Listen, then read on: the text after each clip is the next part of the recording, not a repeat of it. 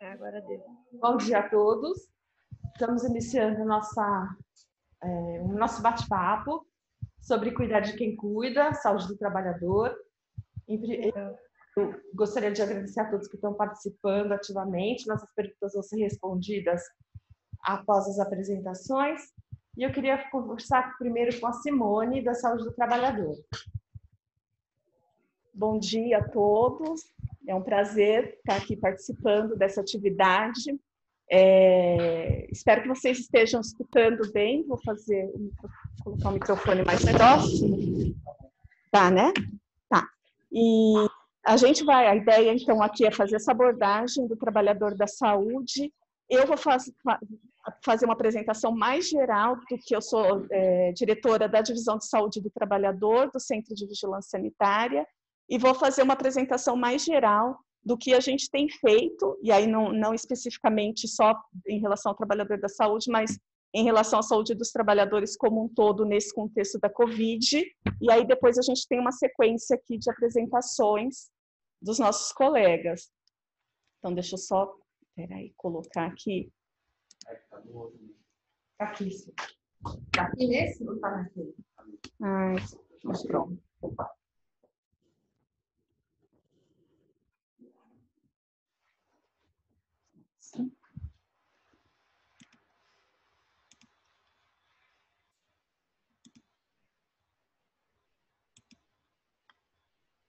Então, vamos lá. Essa é uma apresentação que eu fiz até para uma atividade também via webconferência do DIESAT, que é o Departamento Intersindical de Saúde do Trabalhador, e foram as ações da RENASH frente à pandemia e as ações aqui do Estado de São Paulo. RENASH, para quem não conhece, é a Rede Nacional de Atenção Integral à Saúde do Trabalhador, é uma estratégia para o desenvolvimento das ações de saúde do trabalhador, é uma estratégia nacional, que foi criada em 2002 e institucionalizou os Centros de Referência em Saúde do Trabalhador. Então, assim, para contextualizar, né, nós aqui no estado de São Paulo, que é o estado que tem o maior número de casos, o maior número de óbitos, né, estamos aí no epicentro dessa pandemia aqui no nosso país. Esse dado, ele é o dado de sexta-feira, do dia 14, né, de 54.286 casos, 4.315 óbitos. E aí o que é importante da gente chamar a atenção, esse mapa ao lado, que 70% do nosso território já tem casos de Covid, né? Então é uma preocupação grande. A gente está aí com a região metropolitana, capital e região metropolitana, como as regiões com maior número de casos e óbitos, mas a gente vê os casos também chegando no interior, nos municípios do interior do estado de São Paulo. Então, é uma preocupação que a gente precisa ter, todos nós, né, como sociedade, e em relação aos trabalhadores de uma maneira geral, porque o que a gente tem visto, desculpa, eu vou passar no próximo, em relação ao isolamento social, uma queda, né, nesse isolamento social, e muito em função de diversas atividades econômicas que voltaram a trabalhar, né, o que a gente não tinha no início da quarentena. Aqui esses dados são uns dados preliminares do Sistema de Informação de Mortalidade, do dado de até 30 de abril, a gente teve 2.065 óbitos confirmados por Covid em 136 municípios. E aí, só para a gente chamar a atenção das ocupações, porque é o banco que a gente tem informação de ocupação, nos demais bancos que estão notificando casos de Covid, a gente tem só informação da ocupação, se ele é o profissional da saúde ou profissional da segurança. Então, não tem a informação sobre a ocupação das outras pessoas, mas na declaração de óbito a gente ainda tem, ainda que seja um campo, a gente vê ali 232 casos sem informação, né? Mas ainda dá para a gente ter uma ideia. Mas 655 eram de aposentados pensionistas, 296 donas de casa, 232 sem informação, é um dado importante, e dos grandes grupos aí, de 189 trabalhadores de serviços, vendedores do comércio em lojas e mercados, 183 trabalhadores da produção de bens e serviços industriais e 179 profissionais das ciências e das artes, e aqui estão os profissionais da saúde. Nessa outra tabela, que só trazer um destaque, então aqui, dentre os trabalhadores dos serviços, 21 faxineiros, 20 empregado doméstico nos serviços gerais, 15 vigilante, 12 cozinheiro geral e 11 agentes de segurança, né? Então, que são profissionais também que estão trabalhando, exercendo as suas atividades e ainda a gente pode dizer que são categorias até de uma maior vulnerabilidade em algumas situações. Trabalhadores de funções transversais, né? Dos 83 casos, 40 motoristas de carro de passeio, provavelmente motoristas de aplicativo, e 14 motoristas de táxi. Dentre os gerentes, chamou a atenção desse grupo 73, 61 de comércio varejista, né? Provavelmente gerentes de lojas de uma maneira geral. E dentre os profissionais das ciências sociais e humanas, 17 médicos de várias categorias, 19 engenheiros e 7 enfermeiros. Isso a gente está falando de um dado de declaração de óbito até o dia 30 de abril. Né? A gente já está aí na metade do mês de maio e com um número maior, inclusive, de óbitos e de informações nos sistemas de informação de mortalidade. Aí aqui a gente tem esse gráfico, que é um gráfico que é disponibilizado no site do Governo do Estado de São Paulo, sobre o índice de isolamento, essa medição diária que é falada a todo tempo, e a gente vê, então, que no início da quarentena, no 22 de março, até o primeiro período, né, que foi estabelecida a quarentena aqui no Estado, a gente teve um índice acima de 50% e 55%, chegando a 59%. E depois esse índice ele foi caindo quando a gente tem a prorrogação da quarentena e agora a gente vê a cada dia esse índice reduzindo cada vez mais. E o que a gente pode dizer, assim, né, que a gente vê o tempo inteiro na mídia falando da sensibilização da população, né, que precisa estar em casa, que não está aderindo à quarentena, mas a gente também tem que entender que muitas pessoas estão saindo de casa porque os seus trabalhos voltaram para a atividade, né? E a gente vê essa ligação entre a questão da saúde e a questão econômica muito forte, todo momento sendo falado. Então, a gente precisa entender essa questão da queda, do isolamento, também em função das atividades que estão em funcionamento. Com o decreto da quarentena, a gente teve suspenso atividade presencial no comércio e prestação de serviço quando o contato com o público, casas noturnas, shoppings, galerias, estabelecimentos congêneres, academias e centros de ginásticas e escolas.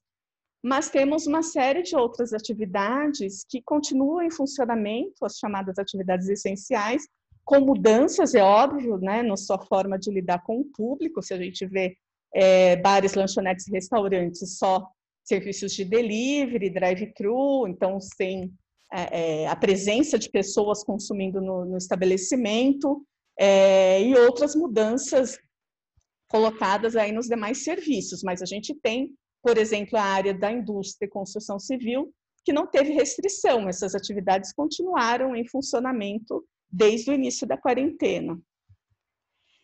Aqui, então, como coordenação de saúde do trabalhador, uma das primeiras coisas que a gente fez no início dessa pandemia foi elaborar, divulgar uma nota informativa com recomendação para a prevenção da infecção por coronavírus nos ambientes de trabalho, que destaca aquilo que vem sendo destacado pelo Ministério da Saúde, pelos manuais do Ministério, pela própria Organização Mundial de Saúde, que tem a ver com distanciamento social, higienização e desinfecção dos ambientes, objetos, superfícies e equipamentos, ventilação, higienização das mãos, equipamento de proteção individual, as medidas de etiqueta respiratória e o monitoramento da ocorrência da transmissão interna do Covid-19. Então, para qualquer ambiente de trabalho, essas questões, esses pontos, eles precisam ser observados, né, dentre aquelas atividades que são consideradas essenciais, que estão em funcionamento, mas ela tem que se dar, tem que ser reorganizado aquele trabalho para a gente promover o distanciamento social necessário. Então, a gente tem o rol de atividades essenciais, Desses, a gente tem estabelecimentos que são de interesse da saúde e são sujeitos ao licenciamento pela vigilância sanitária, e que a gente está, então, fazendo essa discussão do risco ocupacional para a Covid-19. Além disso, então, aqui só para título de informação, e as pessoas que tiverem interesse podem acessar o site do Centro de Vigilância Sanitária, outras notas, comunicados foram publicados para tratar de várias questões dos ambientes, então, por exemplo, na assistência odontológica, nas atividades de delivery,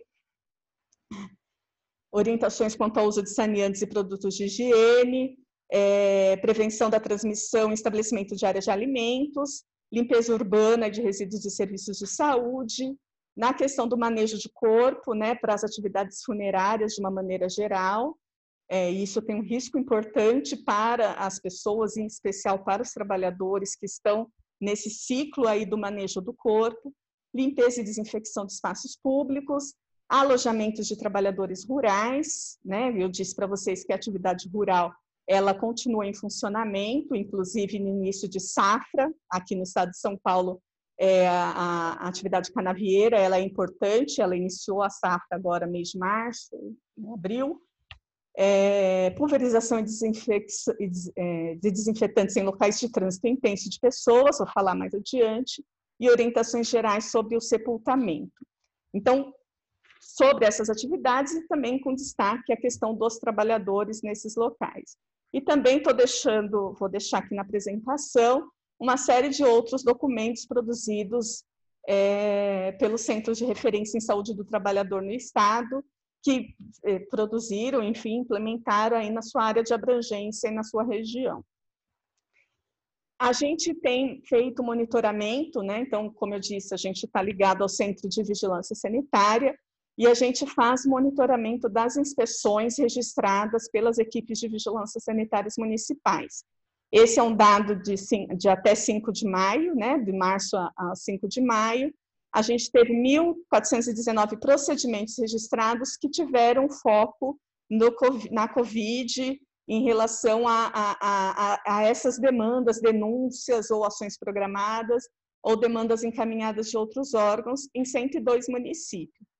Grande parte dessas ações foram ações de orientação, 567, mas a gente teve várias denúncias aí colocadas em relação à disponibilidade para a higienização das mãos, né? Então, a falta de local disponível para isso nessas empresas, a não adoção de medidas de organização do trabalho enfim, promovendo aí uma aglomeração de pessoas ainda no ambiente de trabalho, verificação de cumprimento de quarentena, atividades que estavam em funcionamento e que era para estar na quarentena, disponibilização de equipamento de proteção individual e dispensa de funcionários com suspeita ou sintomas do Covid. Então, a gente tem um panorama, a maior parte dessas inspeções, dessas ações no comércio varejista, serviços de alimentação em segundo, terceiro, atividade de atenção à saúde humana. E por grupo de atividade econômica, que é um desdobramento, a gente tem comércio varejista não especializado, primeiro, restaurantes e outros serviços de alimentação, e comércio varejista de produtos alimentícios, bebidas e fumo. Além disso, a gente tem uma ação iniciada no dia 14 de abril, que foi, inclusive, determinada, divulgada pelo governador, que era de uma fiscalização pelas equipes estaduais de vigilância sanitária, para verificar o cumprimento do decreto da quarentena. Nesse período, no mês de abril, de 14 a 30 de abril, aqui na capital, foram inspecionados 798 estabelecimentos, né, que eles estavam abertos, e as equipes iam até esses locais. 120 deles eram de atividades não essenciais, então foram adotadas as medidas para fechamento desses locais. E no interior, tem uma diferença aí de uma semana, de 14 a 26, um pouco mais de 10 dias, 901 estabelecimentos abertos, e 236 desses, eles eram não essenciais, então era um número maior. A gente teve relato de cidade que 80% dos estabelecimentos abertos eram de atividades não essenciais. Então, era isso que eu queria chamar a atenção. A gente tem muita atividade não essencial que está funcionando, fazendo com que as pessoas tenham que, de fato, sair das suas casas e descumprir o isolamento social. Aqui na prefeitura também faz essa fiscalização por meio da Secretaria de Subprefeituras, e esse dado de 5 de maio, essa notícia de 5 de maio, a prefeitura interditou 299 estabelecimentos não essenciais, né? Então, um número grande aí de atividades funcionando. Outra coisa que eu queria chamar a atenção, e aí tem muito a ver com o trabalhador da saúde, em relação às máscaras cirúrgicas, né? E aí por que ela é um problema? Porque a gente tem, desde o início, um problema de desabastecimento, né? Então, a gente não tem, o mercado acabou muito rápido a distribuição, a venda dessas máscaras. A gente teve uma legislação federal da Anvisa que dispensou, nesse momento excepcional e de forma temporária, dispensou as empresas de terem que solicitar uma autorização de funcionamento, uma AF, ou de ter um licenciamento da vigilância sanitária para fabricar as máscaras cirúrgicas, mas elas têm que estar de acordo com normas da ABNT.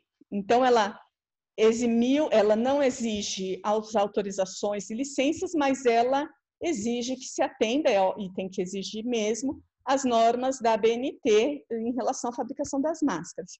Isso se tornou um problema porque a gente teve um número grande de fabricantes que não são do ramo de fabricação de produtos para a saúde, fabricando máscaras, e aí a gente tem que entender que essas máscaras elas têm que ter uma qualidade, então uma especificação, requisitos técnicos desses que estão dispostos nas normas da ABNT, para que de fato ela proteja aquilo que ela deva proteger. Então não é qualquer máscara que pode ser oferecida e utilizada pelo profissional da saúde, né? Então isso aumentou demais o número de demandas e encaminhadas para a vigilância sanitária de fábricas e de locais que fabricavam uma outra coisa, que estava com seu processo parado e que começou a fabricar máscara cirúrgica.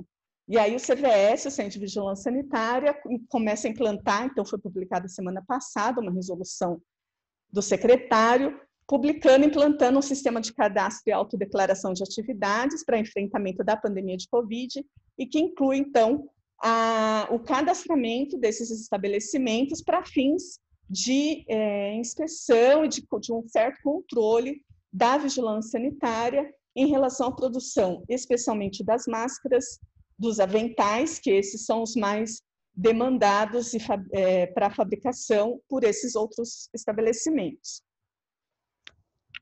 Já indo para o final, uma outra discussão importante em relação a túneis de desinfecção. Então, a gente viu, teve uma demanda grande de prefeituras instalando os túneis para fins de pulverizar produtos químicos que são reconhecidos para limpeza de superfície, para desinfecção de superfícies, mas não para o humano, né? Então, CVS publicou um comunicado não recomendando o uso desses túneis, né? Porque a gente precisa reforçar as medidas preconizadas pela Organização Mundial de Saúde, de distanciamento, uso de máscara, lavagem das mãos e desinfecção de superfícies, né? Então, a gente, além de estar desses túneis, né? Então, promover uma pulverização, então, desses produtos químicos nas pessoas, o que pode ter problemas de saúde também, a gente pode produzir uma falsa sensação de segurança, porque a pessoa pode achar que está protegida e, na verdade, ela precisa adotar as outras medidas de segurança. Na semana passada também, a Anvisa, a Agência Nacional de Vigilância Sanitária, publicou uma nota também não recomendando esse tipo de túnel para desinfecção. E aí a última discussão, que depois eu acho que vai ser melhor trabalhada pelos colegas, e é uma discussão importante para o profissional da saúde, Covid e a sua relação com o trabalho. A gente, como eu disse lá no início, a gente tem uma questão de notificação dessa relação, né? Ainda não está, a gente não tem dados sistematizados, né? A gente tem um sistema de notificação de Covid, o ESUS-VE, que na sua versão atual notifica o caso do profissional da saúde e do profissional da área de segurança, e a gente precisa ampliar a questão da investigação. A área técnica do Ministério da Saúde tem discutido também uma forma de aperfeiçoar essa investigação da relação com o trabalho. No mais, assim, essa é uma informação que eu passei lá naquela discussão anterior. A gente tem a Comissão Intersetorial de Saúde do Trabalhador no Conselho Estadual de Saúde, que pautou a discussão da Covid na sua última reunião, para ser encaminhada ao Pleno do Conselho, né, com a elaboração de um documento para os conselheiros, aprimoramento de canais de denúncia e o monitoramento das ações sobre a Covid na programação anual de saúde. Então, era para dar esse panorama geral sobre o que a gente tem feito e agora a gente vai passar para os colegas para falarem especificamente em relação aos trabalhadores da saúde. Esse é o nosso e-mail, a gente vai estar à disposição também aqui no chat, mas esse é o nosso e-mail e telefone. Muito obrigada.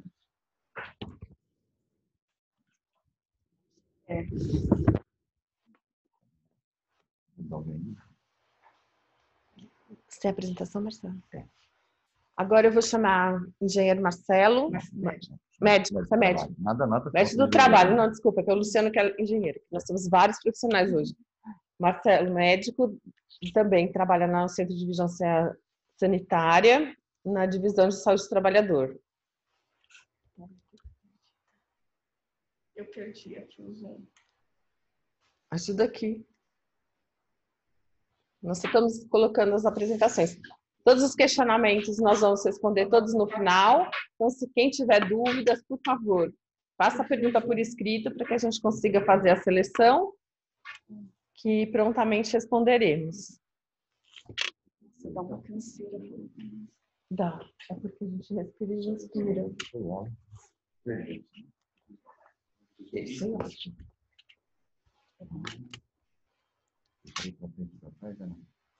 Ah, é aí mesmo.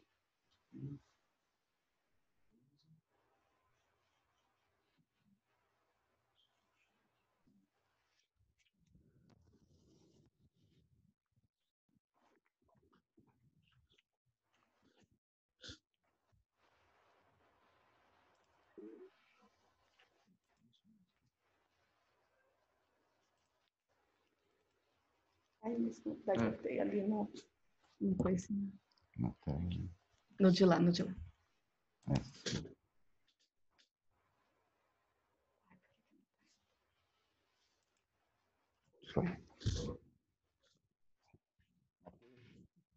Bom dia a todos. Então, eu vou falar um pouco sobre a violência contra os trabalhadores de serviço de saúde em tempos de pandemia, né?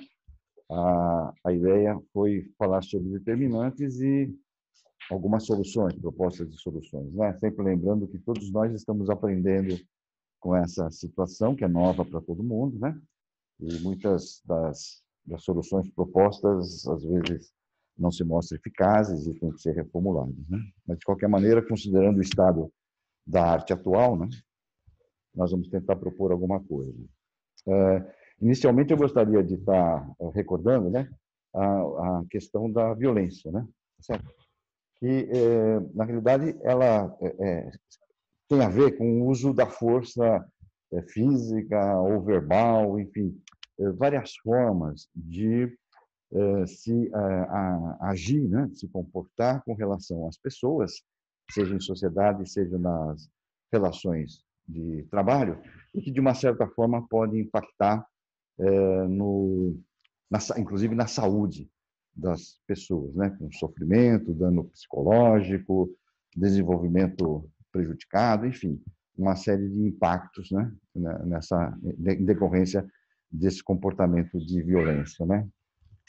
A Organização Mundial de Saúde trabalha com isso, então eu acho que é importante, quando a gente fala do trabalhador de serviço de saúde, lembrar que essa violência, se a gente quiser reduzir o tema da violência para a violência no trabalho, a gente vai estar deixando de lado, né, alguns outros tipos de violência resultantes de outras relações, né, de outras situações, de outros ambientes, mas que acabam impactando em todas as pessoas, em todos os trabalhadores. Qual que é a particularidade do trabalhador da saúde? É que a atividade do profissional da saúde, ela está muito relacionada à questão da relação de pessoas, né? Não apenas exclusivamente o paciente, mas também familiares, acompanhantes, enfim. Então, são situações que podem facilmente, né, gerar conflitos, né, discussões e até situações de agressão física e verbal. E esse não é um cenário que se limita à questão de uma epidemia, ou do Covid especificamente, né? Esse é o cenário de fundo do serviço de saúde, né? Então, a gente vê que, pensando na questão nessa questão, a gente tem sempre que lembrar do DEJUS, né? Que fala que o trabalho nunca é neutro em relação à saúde e pode favorecer tanto a doença quanto a saúde. E a gente vê aqui uma foto que saiu aí na mídia, de várias, né, em vários locais, dos próprios profissionais da saúde solicitando o isolamento das pessoas, que nesse sentido estaria ajudando, né, a gestão do atendimento dos casos que realmente necessitam no serviço de saúde, enfim. Então, uma mobilização da própria categoria no sentido de evitar o acúmulo de pessoas e se sabe que esse acúmulo de pessoas, dificuldades no atendimento, etc., são geradores de conflitos e podem acabar em agressão ao trabalhador da saúde. Não vou, isso aqui é só para mostrar que existe uma preocupação já desde muito tempo atrás. Aqui nós temos um texto do jornal do CREMESP de 2015, um parecer do presidente do CREMESP de 2016, associando essa questão da violência ao trabalho, principalmente em serviços públicos, em que existe uma dificuldade muito grande de disponibilidade de atendimento adequado à demanda, e que, na realidade, isso acaba impactando no trabalhador da saúde. Ele acaba sendo o ator agredido, né? Quando, na realidade, isso tem a ver com uma política mais ampla de gestão da saúde. Então, esse é um cenário em que a gente tem, que a gente vê há muito tempo, né? Serviço de saúde, falta de segurança para os profissionais e outros aspectos que a gente vai analisar aqui, que são importantes quando se pensa na questão da violência contra as pessoas, né? Nós temos aqui, então eu busquei pegando notícias de jornal, para a gente não ficar aqui só com teoria. Eu acho que a ideia, na realidade, não é teorizar, é pegar o que efetivamente acontece, né? Tem aqui um artigo retratando a enfermagem moderna, onde enfermeiros sentem-se assediados ou desvalorizados. E aí se apontam vários aspectos, né? Baixo salário. Oi? Posso tirar? Então, vamos lá. Tá bom. Ok. Então, a gente pegou esse artigo, né, que retrata a enfermagem moderna, onde enfermeiros sentem-se assediados ou desvalorizados. E aí se apontam alguns aspectos nucleares aí, relacionados a isso. Então, a questão dos baixos salários, da pressão no trabalho, o baixo reconhecimento, o desrespeito dos gestores, a sobrecarga de trabalho e um problema muito sério que existe no setor da saúde, que é a falha na capacitação. Toda vez que a pessoa não se sente capacitada, isso acaba gerando insegurança, aumenta o risco, né? E isso não deixa de ser uma forma de se agredir o profissional, né? Na medida em que ele não é reconhecido, não é capacitado, é colocado em situações de estresse e de insegurança, né? Então, pegando aqui a questão do Covid-19, né? Aqui o Corém, em 23 de março, né? Está lá. Corém, São Paulo, repudia agressões contra profissionais de enfermagem. Nos últimos dias foram registrados nos canais de diálogo do Corém reclamações de profissionais de enfermagem que foram agredidos nas ruas, ônibus e estações de trem. Então, essa relação meio conflituosa, né, acaba sendo potencializada na situação, acabou sendo potencializada na questão do Covid-19, pelo entendimento de que o profissional de saúde seria o transmissor da doença, enfim, algo que deve ser combatido também, né? Outro artigo aqui de 21 de março, né? Profissionais da saúde relatam agressões no caminho para hospitais em São Paulo. Não sei se está dando para ver essa foto, mas na realidade é uma marmita, né? Uma quentinha foi jogada em cima de um profissional de saúde que estava lá com o uniforme da enfermagem, né? E aí a gente vai buscar algumas coisas para se pensar, né? A questão da humilhação, da vergonha, baixa autoestima, medo, né? enfim, uma série de elementos, né, que acabam agredindo o trabalhador, né? Pacientes sem ar e profissionais com medo lutam juntos para sobreviver ao coronavírus, né? Eu estou pondo essas manchetes aqui, isso é 26 de abril, porque, na realidade, acabam refletindo, pode parecer um pouco de exagero, né? Mas acabam refletindo o que as pessoas sentem, né? E, em função disso, a gente vai chegar no esgotamento profissional, no medo do contágio e afastamento do trabalho, né? Na realidade, muitos trabalhadores da saúde, isso é relatado, eles acabam escondendo alguns sintomas com medo de serem afastados, e, em função disso, correr algum risco com relação à sua empregabilidade, né? O esgotamento físico, mental e emocional dos trabalhadores, tudo é potencializado, está sendo potencializado nesse tempo de pandemia do Covid-19, né? Olha aqui, burnout dispara com Covid-19. Mais de 70% dos profissionais em terapia intensiva estão esgotados.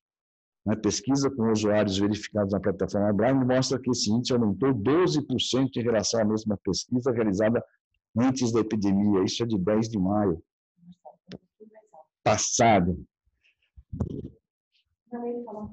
Problemas associados ao emprego ou desemprego. O que é burnout, né? São problemas associados ao emprego ou desemprego, e é descrito como uma síndrome resultante de um estresse crônico do trabalho que não é administrado com êxito, né? Quer dizer, então, o que já se viu anteriormente, que era falta de programas eficazes desenvolvidos na maioria dos serviços de saúde com relação ao burnout, né? E esses programas não são só de abordagem psicológica, esses programas demandam de uma equipe multidisciplinar, né? Inclusive a questão de como é feita a gestão das pessoas nos estabelecimentos de saúde, enfim, isso tudo acaba se potencializando na medida em que o indivíduo tem uma sobrecarga de trabalho, o contato frequente com pessoas que adoecem e morrem, uma letalidade que acaba realmente nas terapias intensivas sendo um pouco maior do que a média, enfim, tudo isso acaba impactando e não deixa de ser uma forma de agressão, né? No Brasil, 72% dos brasileiros do mercado de trabalho sofrem alguma sequela relacionada ao estresse. 32% sofrem burnout e 92% acabam trabalhando, né? Mesmo adoecidos, vamos dizer assim, exatamente pelo medo de perder o emprego, de ser estigmatizado, enfim, uma série de fatores associados ao burnout que todo mundo, acredito que tem uma ideia de como é que funciona. Isso aqui foi um levantamento que a gente fez, é de 2012, mas isso não deve ter mudado muito o cenário aqui nas provas clínicas com relação aos funcionários afastados, em que a gente vê na coluna vermelha ali o CDF, né, que está relacionado aos transtornos mentais e comportamentais, e o M, o relacionado às doenças osteomusculares relacionadas ao trabalho. Então, a gente vê que são as duas principais causas de afastamento, né? Juntando as duas, dava em torno de 70% de afastamento. E, em benefício, a gente vê que o CDF é o que mais, ou seja, os transtornos mentais, são aqueles que mais aparecem, né? Daqueles afastados em benefício previdenciário. Então, essa situação, ela não é estranha, mas ela está potencializada por conta de todos aqueles fatores que eu citei anteriormente na situação de pandemia, né? E uma outra coisa importante que a gente deve considerar sempre, e no serviço de saúde isso passa um pouco invisível, mas ele acontece, que é a morte pelo excesso de trabalho, né? Tem esse nome em japonês, que foi um quadro estudado bastante profundamente no Japão, Karoshi, né? Então, está associado ao excesso de trabalho e tem a ver algumas doenças, como acidente vascular cerebral, doenças do coração e até o suicídio, né? Por conta de sobrecarga de trabalho, né? Quando a gente pega... Isso aqui está animado, eu vou pôr tudo para a gente não perder tempo.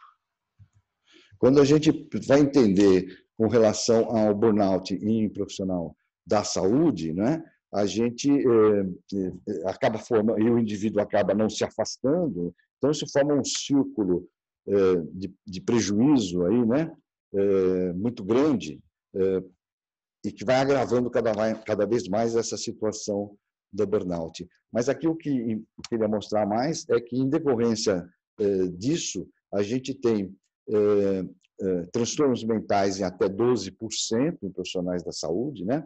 Os aditamentos a álcool, 85% esporadicamente, 38% regularmente, tabaco até 35%, ansiolíticos e entorpecentes até 12%, e o suicídio em profissionais da saúde corresponde a 35% de todas as mortes prematuras, né? Então, a gente percebe que isso tudo em função de uma situação estressante, né? Que se a gente quiser transformar isso em violência, né? Como sendo um dos fatores principais, né? A gente faz essa transformação de uma maneira muito simples, né? Facilmente. Agora, mais especificamente ainda com a pandemia, olha lá, coronavírus, pesquisa mostra que 50% dos médicos acusam falta de EPI, né? E a pesquisa da Associação Paulista de Medicina, isso aqui é de 28 de abril,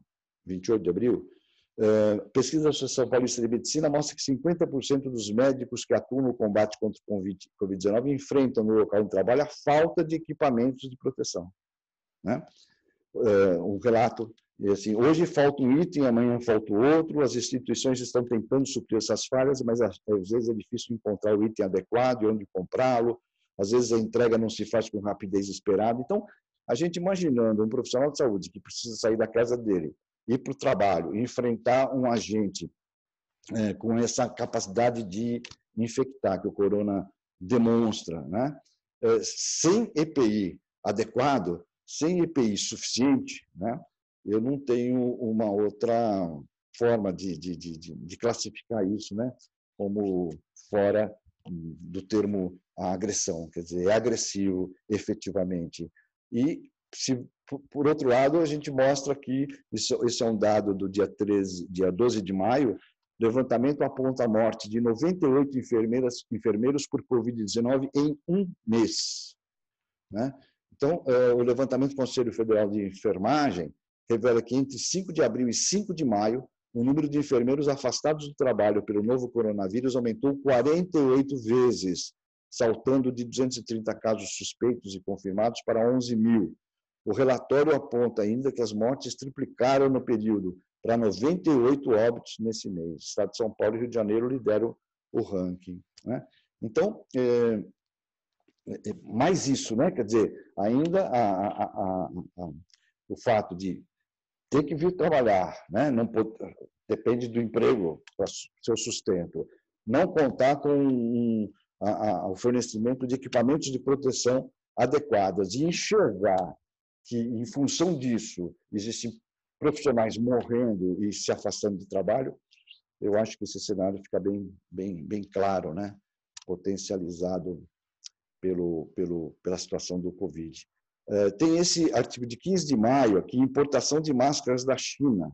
A Anvisa alertou, nesse dia 12 de maio, que alguns respiradores particulados, né, as máscaras, as N95, o FF2, importadas da China, de alguns fabricantes, apesar que a lista é bastante grande, né, podem não proporcionar proteção adequada aos profissionais da saúde. E aí publicou a resolução número 1480, que determinou a interdição cautelar do uso desses produtos como respiradores em serviço de saúde, né? Então, quando a gente pensa que muitas das licitações, tanto em serviços públicos quanto em algumas empresas, alguns estabelecimentos privados, são feitos pelo menor preço, a possibilidade de ter sido adquirido equipamento que não protege não é desprezível, né? E aí isso potencializado pela dispensa de licitação de compras e obras durante a pandemia de coronavírus, né? Inclusive, esse é uma publicação do dia 21 de março de 2020, e o que me preocupa um pouco é que na medida provisória, na análise dessa medida provisória, e a da Câmara dos Deputados, que eu tirei esse dado, está escrito: o texto autoriza a contratação de empresa impedida de participar de licitação por irregularidades, como a declaração de idoneidade. Se for a única fornecedora de bens e serviços, também permite a compra de equipamentos usados, desde que haja garantia do fornecedor, né? Quando a gente fala de qualquer tipo de equipamento, Isso é complicado. Quando a gente fala de um equipamento de proteção individual, isso é terrível, né? O coronavírus. Senadores convocam população a aplaudir profissionais da saúde nesta sexta-feira. Eu não, né? A maioria dos trabalhadores de saúde considerou isso uma forma de agressão, né? Um certo tom de hipocrisia, né? Tanto que a gente viu algumas manifestações a respeito, uma delas é essa, né? Não queremos aplausos, queremos dignidade. A dignidade era tão grande que eles esqueceram de pôr o U aí, depois do G. Mas, enfim, esse foi um sentimento. Quer dizer, bater palma na sexta-feira só, né, gente? De segunda a quinta, sábado, domingo, não precisa aplaudir, né?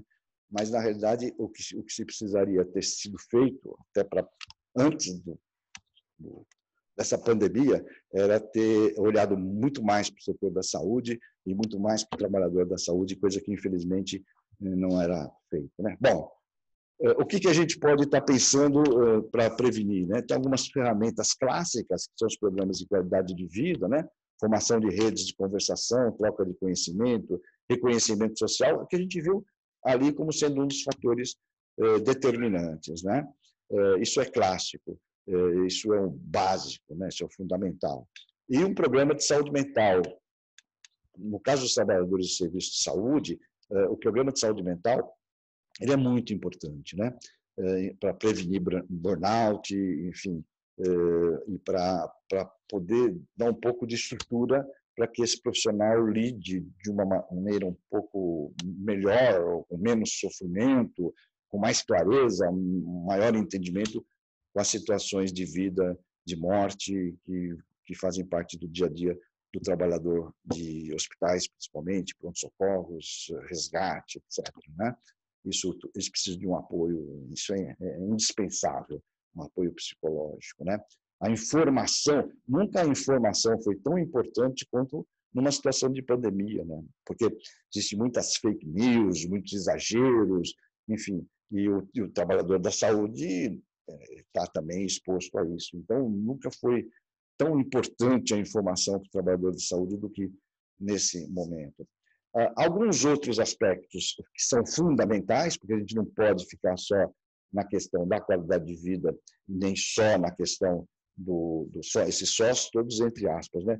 Na questão da saúde mental, nós temos a capacitação profissional, né? O conhecimento e o domínio da atividade reduz o erro e o estresse ocupacional, né? A capacitação emocional, né? Exatamente aquele apoio psicológico, né? Que não, para sair daqueles dois polos, né? Daquela frieza profissional ou a alegria tibetana, né? Fazer de conta que está tudo bonito, certo e acontecendo na melhor forma possível, né? O trabalhador precisa estar preparado com relação a isso, uma capacitação espiritual também, né? E o desenvolvimento de comportamento ético, né? Em todas as relações. Isso a gente acaba vendo que até numa situação de crise como a gente vive, a questão da ética está prejudicada muitas vezes, né? Muito bem. Uma lista aqui, isso vai estar disponibilizado para vocês, mas existe uma lista de coisas que a gente foi observando, né? Está observando ainda nessas situações de pandemia em serviço de saúde, né?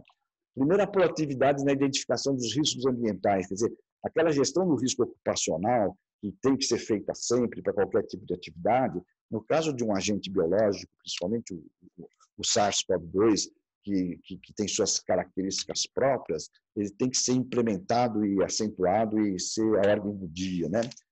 E aí, a partir daí, a adoção de todas as medidas de controle, sejam administrativas, que inclui a organização do acesso dos pacientes, do pessoal de segurança, etc., as ambientais, que previnem a questão da transmissão, tipo distanciamento, aeração, ventilação, higienização dos ambientes, e de proteção, que é o fornecimento continuado de todos os EPI indicados com garantia de proteção, né? Não é o momento de se comprar pelo menor preço, é o momento de se comprar aquele equipamento de proteção individual que efetivamente funcione, né? Fora isso, a busca ativa de grupos de risco pessoal e ocupacional para o Covid-19, isso tem que ser feito, já deve ter sido feito, espero que tenha sido feito, né? O fortalecimento dos processos transdisciplinares de eliminação, redução e controle dos estressores biopsicossociais, o acolhimento integral e transdisciplinar dos trabalhadores da linha de frente, esse acolhimento é dito integral, porque não é só questão de avaliar se ele apresenta algum tipo de sintoma físico, tipo tosse, febre, qualquer coisa nesse sentido, mas também se ele apresenta algum tipo de sensação, sentimento, atitude, comportamento associado a essa situação da pandemia e dá conta disso. Programa de atenção à saúde do trabalhador que adoecer, que vai desde a prevenção até o diagnóstico e tratamento precoce, recuperação e retorno ao trabalho. Isso está muito claro, muito bem desenhado para não passar insegurança para o trabalhador. Garantir e apoio quanto aos direitos legais, trabalhistas e previdenciários. A Simone colocou aqui a questão de estabelecimento de nexo, de uma eventual emissão de uma CAT, enfim, isso tudo precisa estar muito bem desenhado e não pode representar mais um fator de estresse nessa situação, né? Negociar os limites de trabalho e de jornada de trabalho que acabam, aí apareceu esse excessivas com frequência, eu acho que eu esqueci de apagar na hora do slide, mas na realidade é isso mesmo, quer dizer, o que a gente percebe hoje é o pessoal dobrando o plantão, trabalhando durante um período muito longo, sem uma pausa, sem um descanso, sem sair um pouco daquele ambiente, né?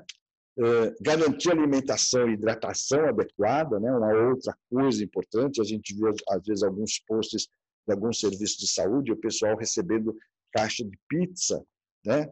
Porque estão lá no plantão do Covid. Na realidade, apesar de ser uma delícia, a pizza não é o melhor alimento, né? Não garante o aporte de elementos necessários para enfrentar a carga de trabalho e também enfrentar o Covid, vamos dizer assim, né? E o reforço positivo da intersubjetividade, quer dizer, através de redes de apoio, com padrão de interação positiva, reconhecimento, valorização de talentos que vincula o indivíduo a outros indivíduos. Isso não é com salva de palmas na janela das casas que resolve. Isso é uma coisa que tem que ser feita no dia a dia, no corpo a corpo, dentro das instituições, né? Isso aqui são, depois vocês dão uma olhadinha, é um desenho a respeito dessas ferramentas preventivas, né, com relação ao acolhimento, à cooperação, à disponibilidade, o respeito às diferenças, à tolerância, à generosidade, que devem fazer parte de qualquer programa de apoio aos trabalhadores de uma forma geral e aos trabalhadores de serviço de saúde em particular, por conta das características, né? E ele tem que ser transdisciplinar, né? Focado no respeito à dignidade humana, na responsabilidade para com o outro, no acolhimento e compromisso, na intersubjetividade e no diálogo e empatia. Isso aqui eu coloco como relaciono aqui com relação à pandemia, porque foi essa situação dessa mesa de hoje. Mas eu espero que a gente saia dessa situação de pandemia e que programas como esse sejam implantados e desenvolvidos sistematicamente, independentemente do Covid. Okay? Era isso. Obrigado.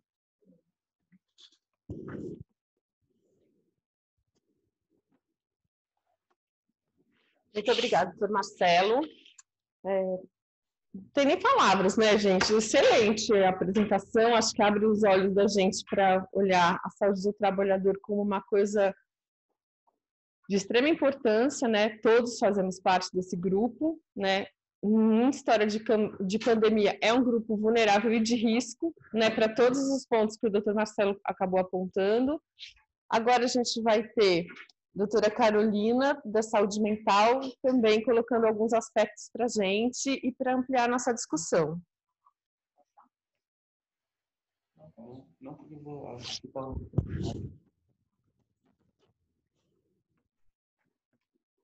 Olá, bom dia a todos. Vamos ver se vocês estão me ouvindo, porque eu realmente não gostaria de tirar minha máscara, mas aí eu falo perto do microfone, falo assim, tá? Então, vamos lá, porque, né, aerosol em sala fechada não dá mais, né, gente? Infelizmente. Então, vamos lá, eu acho que a gente tem uma questão, né, primeiramente sou assistente técnica de saúde mental, sou psiquiatra da infância, trabalho aqui na área técnica de saúde mental da Secretaria Estadual de Saúde. Eu acho que a gente tem muitos desafios em relação à questão mental, né, e ao adoecimento mental em geral da população, não só dos profissionais de saúde, né? Acho que assim foi muito bem falado aí aprendi muito com o Dr. Marcelo, gostei muito de saber que o trabalho nunca é neutro, já desconfiava que ele nunca é neutro na nossa vida, né? Ou ele adoece ou ele nos alegra, e às vezes ele é um pouquinho dos dois, né? Então, assim, estressa, alegra, mas estressa, né? Enfim, eu acho que a gente tem hoje, eu trouxe um dado aqui do SUS Notifica, que eu acho que é importante para a gente começar. Em 14 de maio, quando a gente tinha aproximadamente 200 mil infectados no Brasil, a gente tinha o mesmo número de suspeitos de profissionais de saúde, né? Então, a gente também tinha 200 mil suspeitos de profissionais de saúde infectados pelo Covid. Desses, 30 mil deram positivo, né? 115 continuam suspeitos, ainda não foram comprovados, e 55 mil foram descartados. Vamos pôr, então, talvez nessa época de 200 mil, a gente tivesse aí também uns 60, 70 mil, né? Então, assim, a gente vê que é um número maior de 30% dos contaminados do geral são profissionais de saúde. E isso, assim, não há nada que a gente possa fazer, né, no sentido de observar esse fato, né? Porque, assim, por que o profissional de saúde se infecta? Porque ele está no lugar infectado. Então, assim, além de ser uma atividade essencial, é a atividade essencial mais arriscada do momento, né? Isso é culpa só do Covid, né? Então, assim, eu acho que, assim, faltam equipamentos, faltaram EPIs, né? Eu acho que, no momento, a gente tem no estado de São Paulo até que a gente não vem tendo essa queixa, pelo menos na saúde mental, embora os EPIs a gente tenha que reciclá-los e tudo mais, né?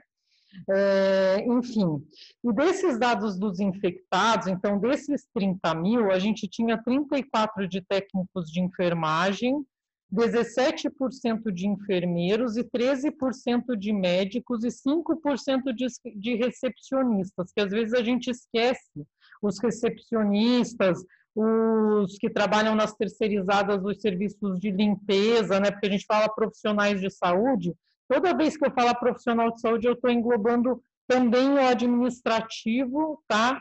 E não só as categorias específicas de saúde, né? Então, assim, sim, corremos mais risco, né?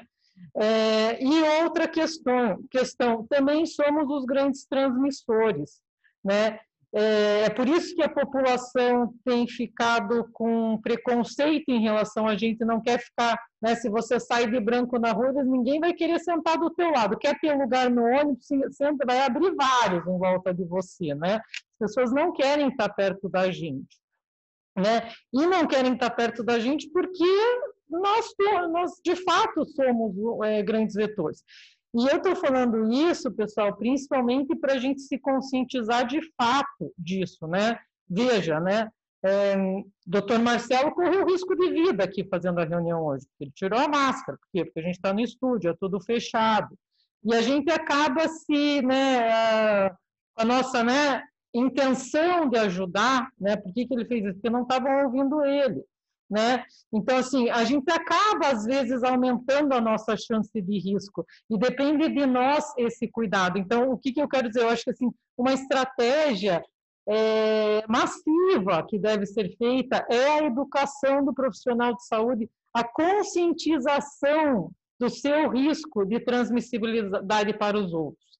Então, esse cara, né, se ele puder não vir de ônibus trabalhar, é melhor para todo mundo, né? Então, veja, e eu acho que esse ensinamento, cuidado, né? Por exemplo, se tem 2 banheiros em casa, um é só para o profissional de saúde no momento, por conta da transmissibilidade fecal do vírus, né? E eu não acho que isso está claro, né? Eu trabalho num pronto-socorro, o que eu vejo? Os médicos, né? Pelo menos a sala que eu frequento, ninguém fica de máscara quando está lá. Por quê? Porque já tem que ficar de máscara o dia inteiro. Nós somos psiquiatras, ninguém usava máscara, a gente não gosta disso, né?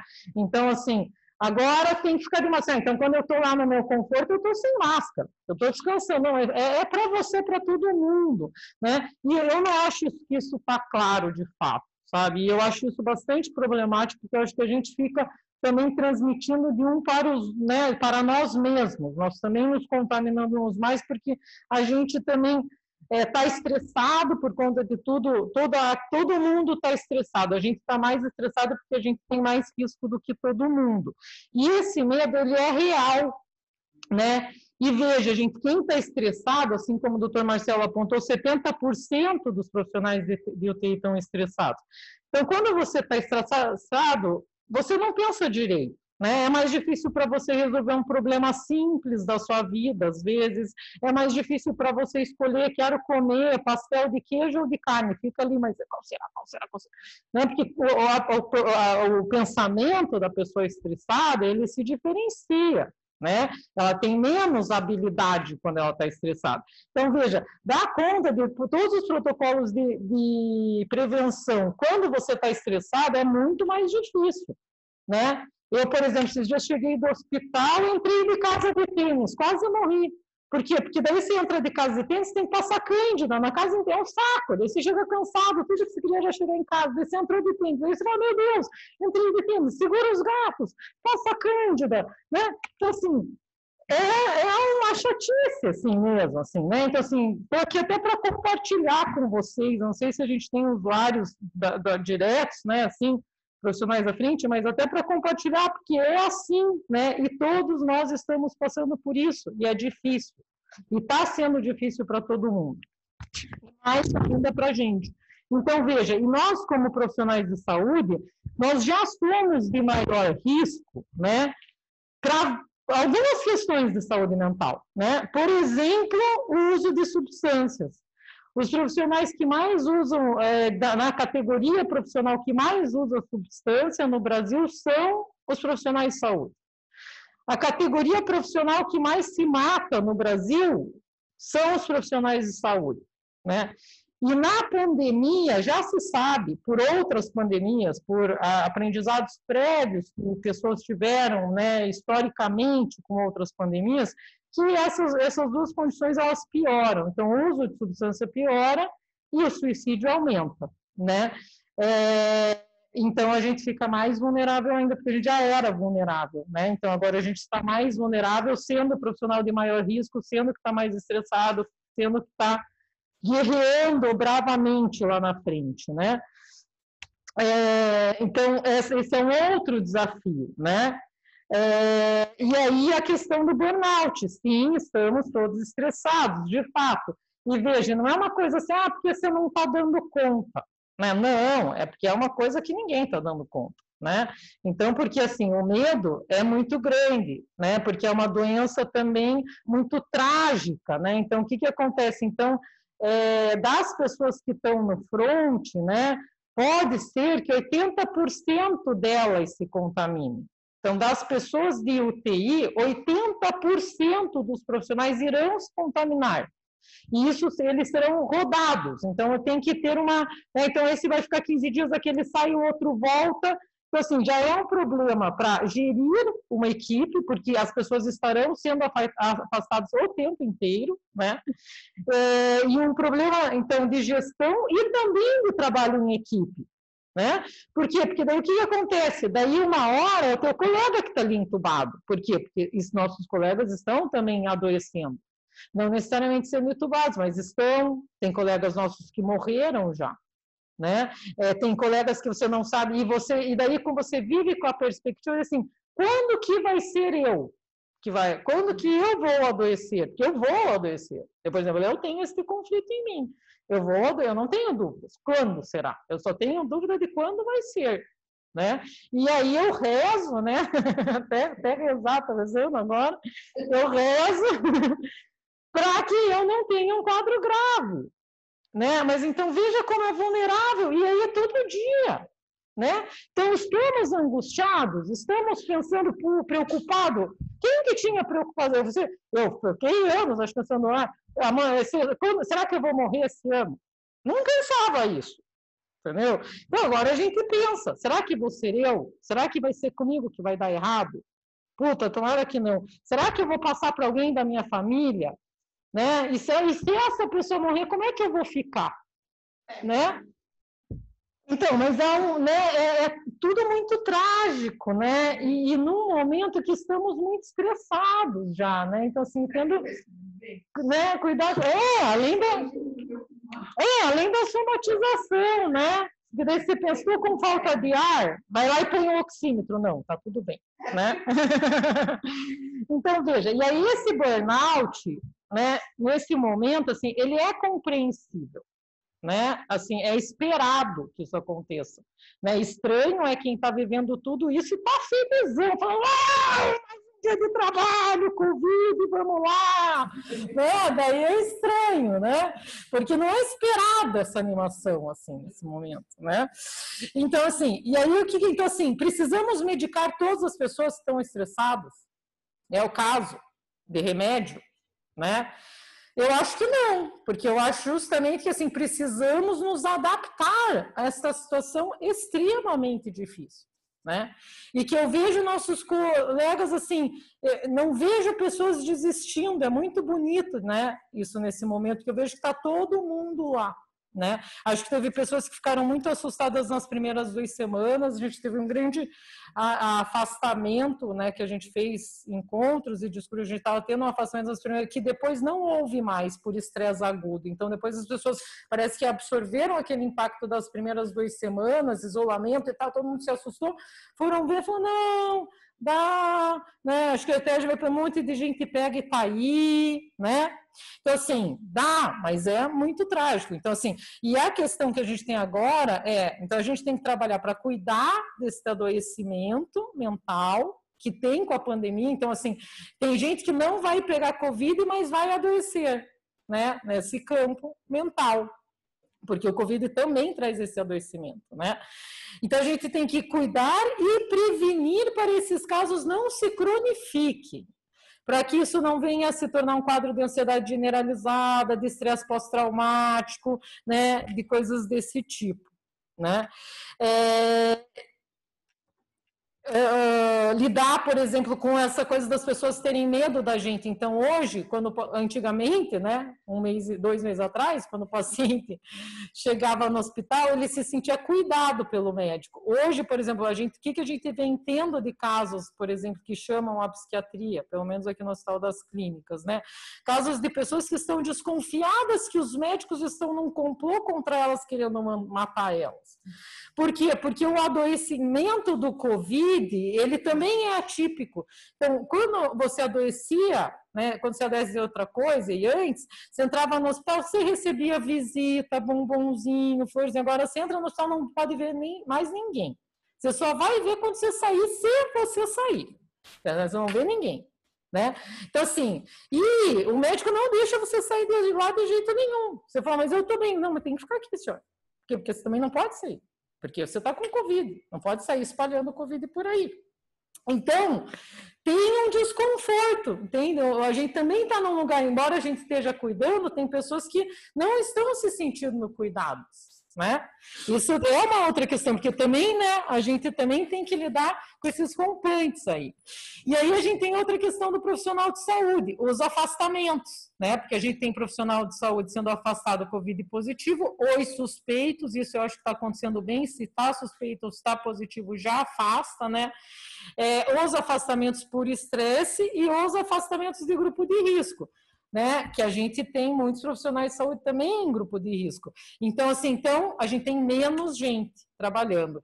Então, e aí o que acontece? A gente tem muita gente sendo contratada no momento recém-formados, técnicos de enfermagem, enfermeiros, que o primeiro trabalho deles é numa enfermaria de Covid ou num hospital de campanha de Covid. Então, essas pessoas, elas não têm, né, eu acho que assim, elas têm uma coisa melhor do que nós velhos, né, de guerra, que é o ânimo, talvez, né, eu acho. Né? Mas elas não têm o preparo, né? Então elas não estão acostumadas com as desparamentações, com tudo isso, com o trato com os pacientes, enfim, outro desafio, né? Então, assim, queria, assim, daí falar que nós da saúde mental, a gente fez reuniões com todas as DRS desde o início da pandemia. Então, a gente atendeu nesse período 1.300 profissionais, tá? De hospitais psiquiátricos, hospitais conveniados, eleito em hospital geral, de CAPS, de NASF, de psicólogo de UBS, de atenção básica. Então, assim, muita gente. Uma das ideias era justamente conscientizar sobre a pandemia, porque, né, você tem, por exemplo, cidades que você tem 2 casos, daí a pessoa não sente que ela tem um problema, né? Só que a pandemia, né, todos esses milhões de casos no mundo, eles aconteceram por causa de um caso. Então, é um problema. Então, então, a gente fez essa conscientização, a conscientização no sentido da saúde mental, porque a gente vai ter novas demandas, e nessas novas demandas, uma delas são os profissionais de saúde. Os CAPs, né, que são os Centros de Atenção Psicossocial, eles já funcionam com plantão de acolhimento, precisa ter isso, né, que normalmente é presencial, das 8 às 5 da tarde. Então, assim, esse acolhimento continua existindo, ele também é para o profissional de saúde, os CAPs estão preparados para receber vocês, e esse acolhimento também é feito pelo telefone, então não precisa ir lá, você pode ligar para o CAPs e ir. Tem muitos CAPs, daí o que a gente também observou nisso, né, porque como a gente começou no começo da pandemia que não tinha nada, né, as coisas estavam se organizando. E agora, no final, a gente já vê o quê? Tem muitos locais já com atendimento específico para a saúde do trabalhador. Tem, por exemplo, Araçatuba, tem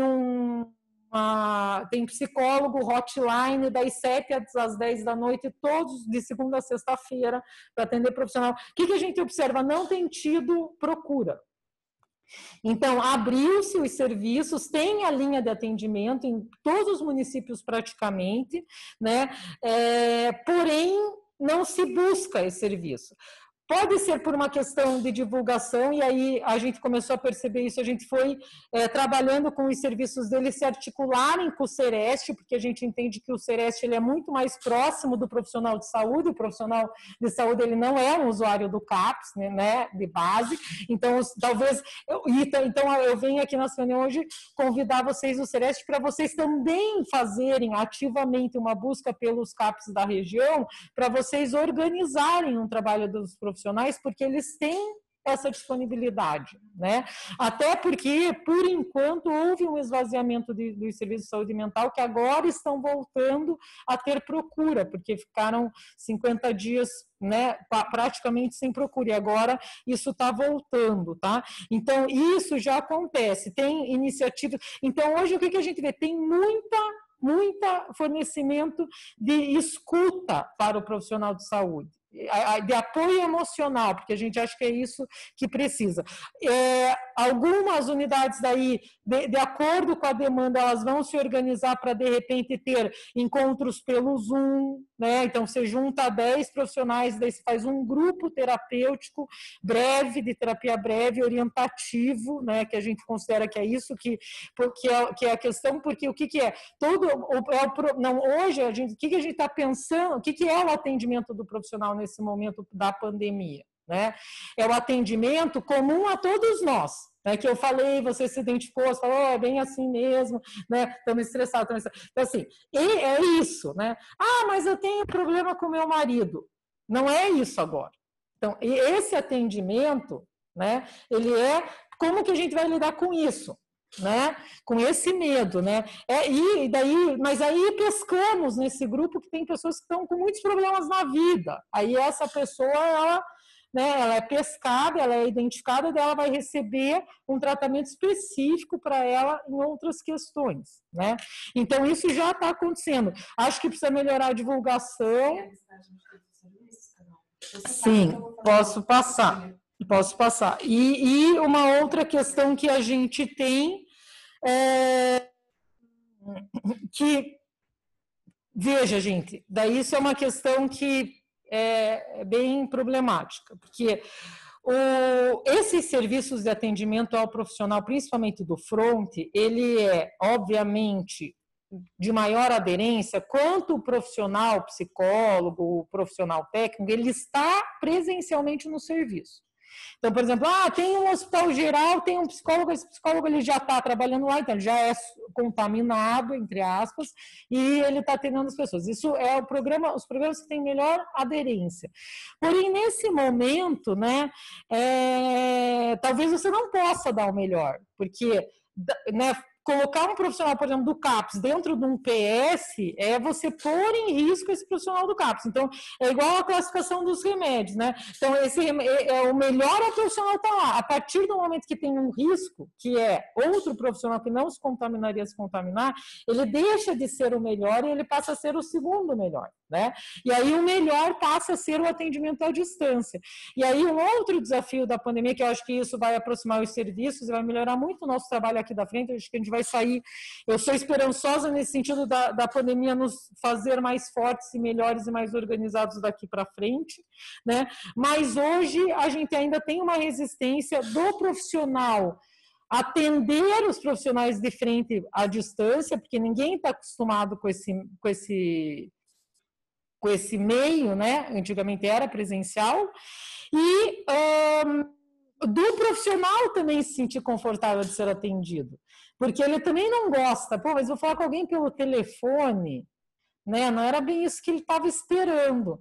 Pois é, mas agora não tem outra forma, infelizmente. Quer dizer, na verdade, sim, se a gente tivesse em 1920, quando a gente não tinha internet, a gente podia ir lá, mas agora a gente tem um meio que é mais seguro. Então, pela segurança de todos, é o melhor meio, né? Então, todos nós precisamos nos adaptar, os atendidos e os que estão fornecendo o trabalho, né? Esses grupos de reunião do DRS, um dos DRS, uma das funções é apoiá-los no trabalho e eles não se sentirem solitários, justamente por eles estarem, como o doutor Marcelo falou, a qualificação ajuda você a ficar melhor no trabalho porque você não fica inseguro, né? Então, isso a gente também está fazendo, né? Mas principalmente visando atender todas as demandas que vêm surgindo no momento. Era isso que eu tinha que falar para vocês, eu estou à disposição aí de qualquer pergunta no final.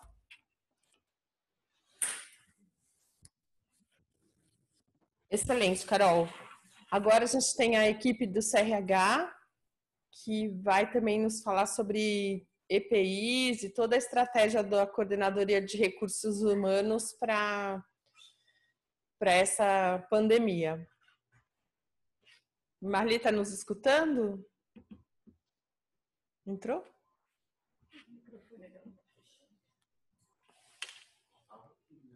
Oi, tá me escutando? Sim. Bem-vinda, Marli. Olá. Bom dia. Bom dia, Luciano, vocês estão me escutando? Estamos sim, Luciano, pode falar. Então, tá bom. Bom dia a todos.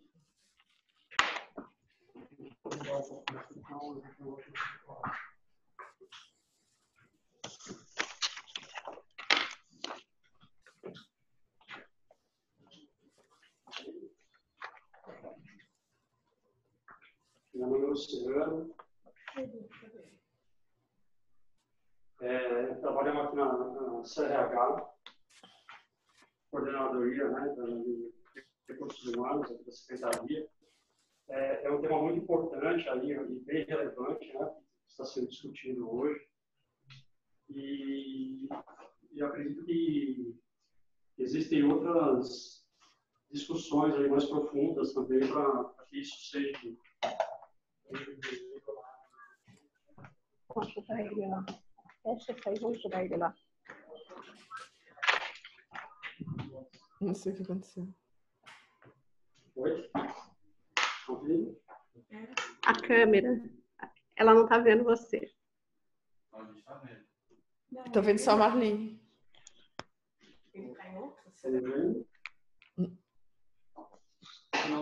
Agora sim.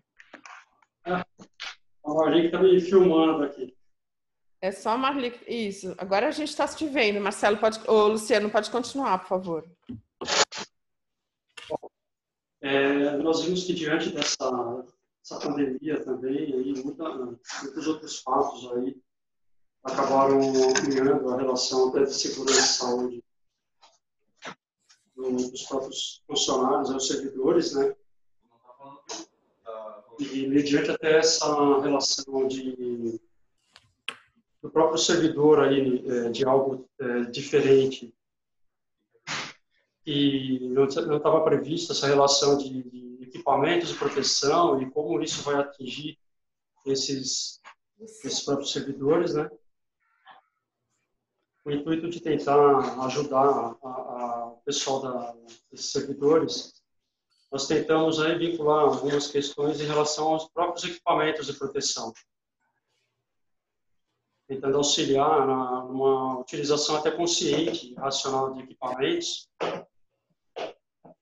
justamente para que a gente consiga minimizar essa quantidade de equipamentos mediante a própria pandemia, vinculada ao próprio mundo, aí, né? A escassez de equipamentos.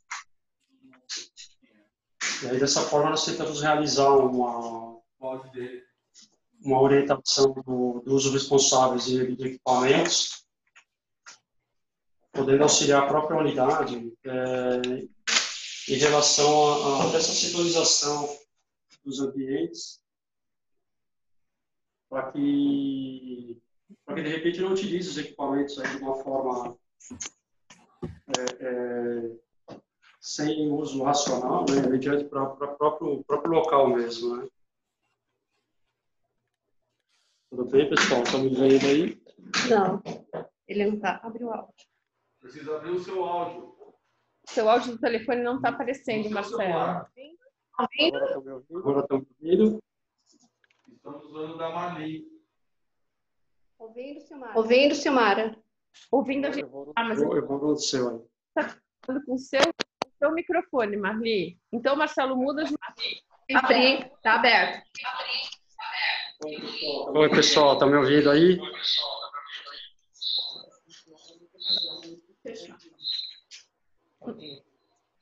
Pode falar, Luciano. Então tá bom. Tá pegando outro. Desliga o seu lá. Qual é o nome dele aqui? Qual que é seu nome de identificação, Marcelo? A gente não está conseguindo te identificar aqui dentro da lista. Bom, vamos lá, então. Meu nome é Luciano. O acesso dele não está como Luciano. Agora eu não ouvi mais nada. Ele está como Alessandra, será que não? É que a maioria precisa fechar. Doutora Bertina, o quê? Jesus, não estou conseguindo ter as perguntas.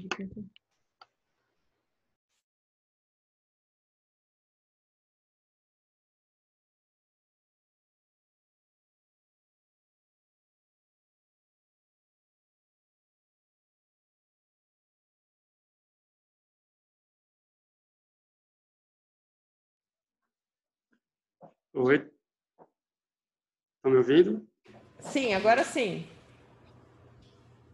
Então vamos lá. Meu nome é Luciano de Carvalho Cerquiaro, aqui da CRH.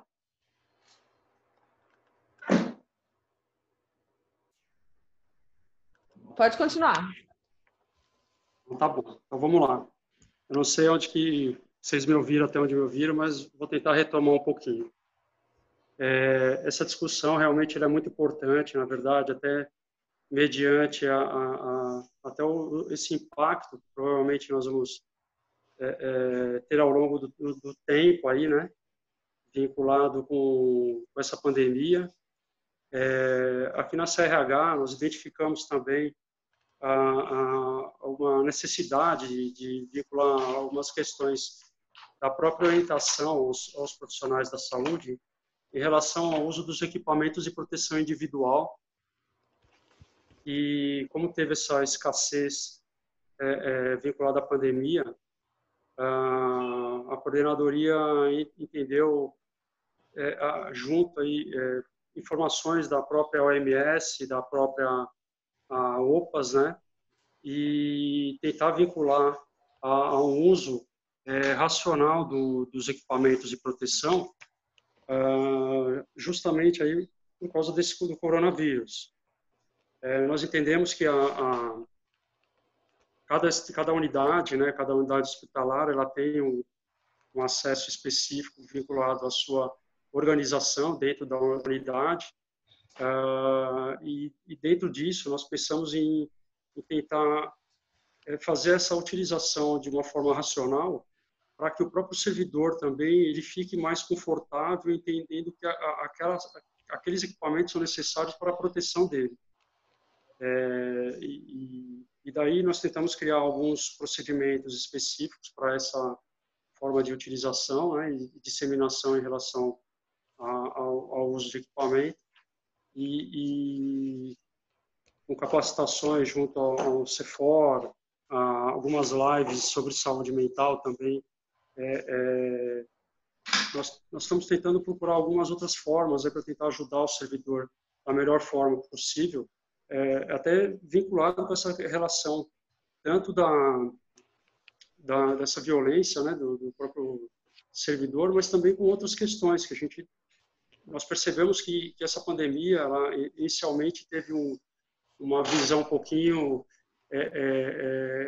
diferenciada, na verdade, com um maior medo em relação ao que estaria por vir, até justamente por essa relação do próprio mundo, né, em relação de como isso estava impactando no próprio servidor. E dessa forma nós estamos tentando criar algumas ferramentas, de alguma forma, alguns procedimentos, alguns vídeos, pequenos vídeos, para tentar auxiliar a rede, para ajudar o servidor nessa forma do atendimento. E a questão dos EPIs, que nós entendemos que foi algo também problemático, justamente por essa relação, de eu vou tentar uma reorganização do próprio ambiente de trabalho, para que ele consiga utilizar aquele equipamento adequado e no local, para que a gente, de uma forma mais racional.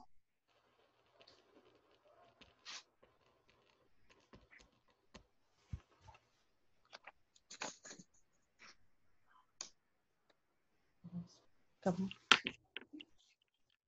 E com relação aos EPIs, de uma certa forma, como que a gente está trabalhando com relação às outras coordenadorias, Marcelo? Acho que valeria a pena, Luciano, valeria a pena comentar. Desculpa, aqui chegou cortado, eu não... Com relação às outras coordenadorias, não só a CRH, que cuida dos recursos humanos, mas assim, as outras coordenadorias, como vocês estão trabalhando toda essa logística? Então, a Coordenadoria Geral de Administração, ela que está realizando a compra, na verdade, dos equipamentos, juntamente com a própria CSS, vinculado à necessidade de cada hospital, né, de cada unidade. O que acontece muito, assim, cada unidade ela vai ter essa especificação, então, dessa necessidade de ter vinculado ao seu atendimento. Então, dessa forma, essas solicitações estão sendo diretamente vinculados à CGA, e a CGA está realizando essa compra desses equipamentos e distribuindo para todas as unidades, isso praticamente semanalmente. Então, esse monitoramento, eles estão realizando praticamente semanalmente essa relação. O que nós tentamos aqui, na verdade, é auxiliar as próprias unidades, pensando justamente aproveitando esses equipamentos que eles estão recebendo e tentando melhorar esse fluxo dentro da própria unidade. Apesar que isso, as próprias CCHs, né, de cada unidade, ela tem essa relevância e eles estão auxiliando muito o pessoal justamente nessa relação, criando kits específicos para que esses kits não sejam contaminados de uma forma. Então, assim, eles estão utilizando essas estratégias e procedimentos vinculados à própria CCH para essa relação e distribuição desses equipamentos. Questionamento, Luciano, sobre os EPIs, o GVE de registro, que fala que eles estão tendo problemas na compra dos EPIs. além de alguns desencontros na comunicação, e ele gostaria de esclarecimentos. Se vocês pudessem ajudar. Eu até vou te pedir uma gentileza, se tiver alguma relação aí até de compra, eu até posso passar para o pessoal lá da coordenadoria para a gente tentar fazer um esclarecimento melhor. Como nós aqui nós não fazemos a compra, na verdade, a gente não tem essa ideia de cada região, mas eu posso tentar encaminhar lá para ver o que eu posso ajudar, até pessoa de registro, né? Isso. Ah, ótimo, verifica lá direitinho o que a gente pode tentar, de uma certa forma, passar alguma informação. Mas aí eu fico à disposição aí da gente poder passar esses questionamentos diretamente lá para o pessoal. Muito obrigada, Luciano. Agora a gente vai começar a responder alguns questionamentos. O doutor Marcelo vai responder para a gente. Consegue virar a câmera lá? O que é que ele vem aqui? Você vira lá? Então, tá bom. Eu não vou tirar a máscara. Não, agora não. Chega de máscara. Chega de tirar a máscara. Então, espero que todos estejam ouvindo, ok?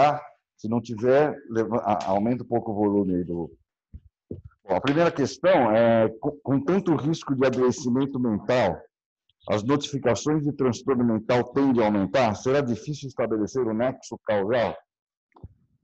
Com certeza haverá essa tendência, né? Eu acho que não existe dúvida nenhuma. A questão, não diria nem que é um problema, a questão é o estabelecimento do nexo, né?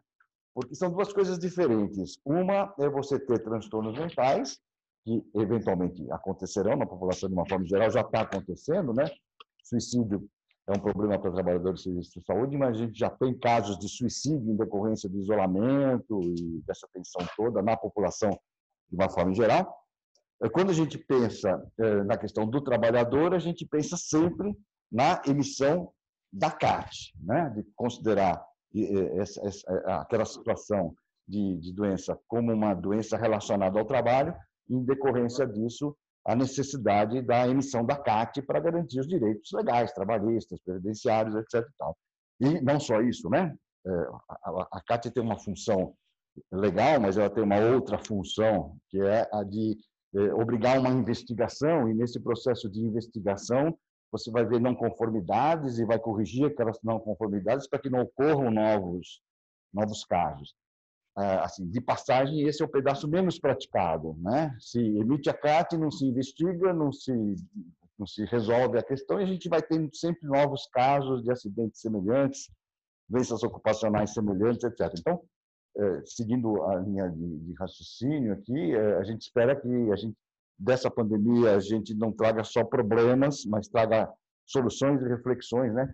De atitudes, de ações negligenciadas com relação à saúde das pessoas de uma forma geral, né? Da população de uma forma geral, e dos trabalhadores de uma forma particular. Pelo menos eu espero que pelo menos isso aconteça, né? Com relação ao aumento desses casos, vai aumentar o trabalho dos profissionais de saúde e segurança do trabalho no estabelecimento ou não do nexo, não é? Porque pode haver e pode não haver. Então, esse trabalho de estabelecimento do nexo ele é fundamental. Não basta uma atitude de, ok, então vamos emitir a CAT e ponto final. Não, porque para estabelecer o nexo eu preciso estudar epidemiologicamente a ocorrência daquela doença, saber se aquilo efetivamente aconteceu por conta do trabalho e corrigir o ponto falho para que não aconteçam casos novos.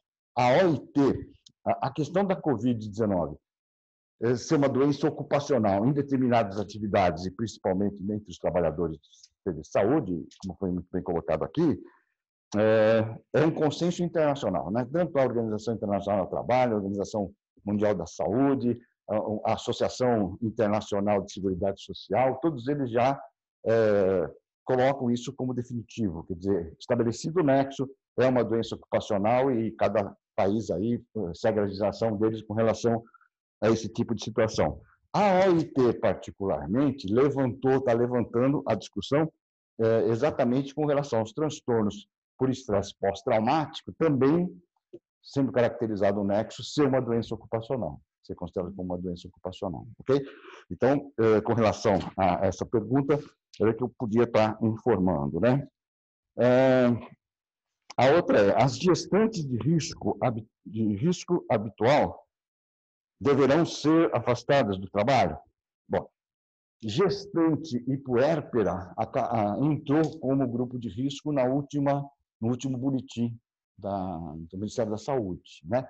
Não gestante de risco, a gestante, né? As gestantes de risco gestante já é um risco. já é um risco, é. A gestante de risco, sem dúvida, né? Porque ela poderia até entrar num outro grupo de risco pela diabetes, pela hipertensão, enfim. Mas a gestante já está incluída no grupo de risco. Não só a gestante, quanto a puérpera, apesar de não haver ainda nenhuma evidência científica da transmissão vertical do vírus e tal, mas acabou entrando por conta de 1 ou 2 casos aí, alguns casos de crianças recém-nascidas que testaram positivo, né, para a Covid, né? Deverão ser afastados do trabalho. Então, sim, claro, ela vai ser afastada do trabalho se ela tiver executar uma atividade diretamente relacionada, pensando aqui trabalhador de serviço de saúde, né? Diretamente relacionado ao atendimento de pacientes eventualmente portadores de Covid, de cara, ela já, na primeira triagem, vocês entenderam, uma das abordagens é identificar grupos de pessoas, de trabalhadores de serviço de saúde de risco para a Covid-19. Esse pessoal tem que ser manejado de uma forma adequada. Primeiro é afastar. Pode fazer um adendo em relação a isso, porque tem uma confusão de que isso é licença saúde, né? Então, assim, daí até queria saber do senhor, só para dizer que isso não é licença saúde, pelo menos esse entendimento que eu tinha feito, até aproveito para tirar dúvida.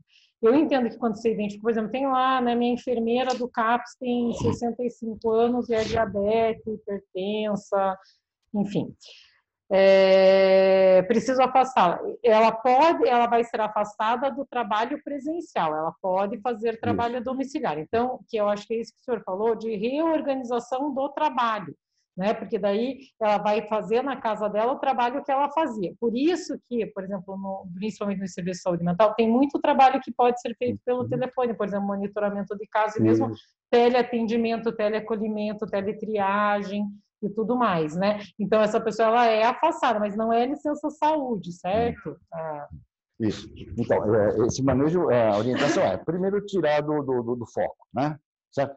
Pode até trabalhar no mesmo estabelecimento, se for trabalhar numa atividade administrativa. Talvez mais isolado, né? E que não entra uma proteção diferenciada. Com todos os cuidados, mas não exposto diretamente ao risco.